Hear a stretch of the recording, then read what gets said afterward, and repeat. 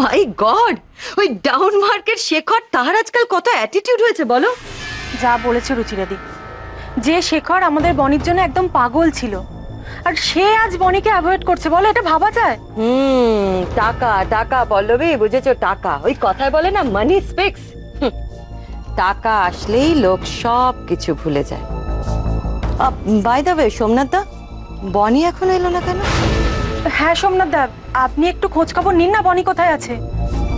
Exactly, এত রাত হয়ে গেছে, আর তাছাড়া মেয়েটার মনের অবস্থাও তো ভালো না।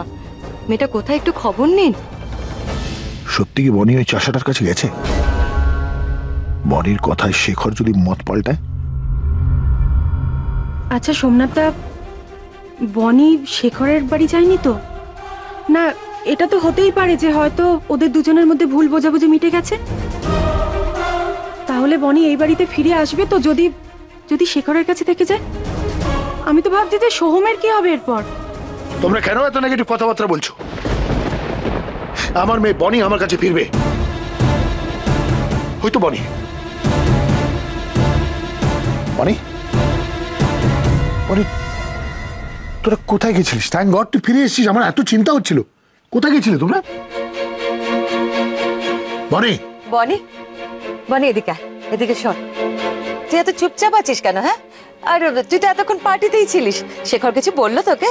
মানে কি করে এত তাড়াতাড়ি এত রিচ হয়ে গেল, কিছু বললো? বৌদি please please let her be. ও এত টায়ার্ড হয়ে ফিরেছে, ওকে ওকে শান্তিতে একটু থাকতে দাও।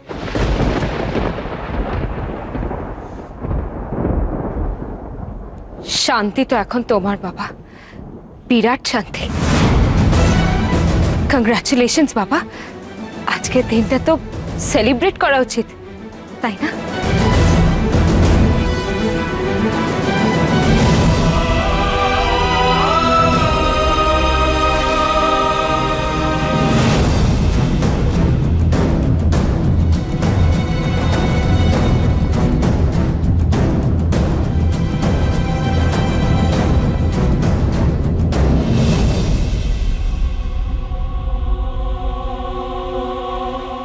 তুমি জিতে গেছো বাবা, জিতে গেছো।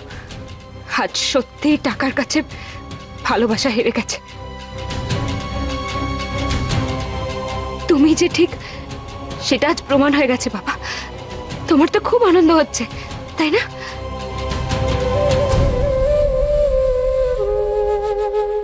তুমি বলতে না বাবা, টাকার কাছে জীবনে আর কিছুর কোনো গুরুত্ব নেই।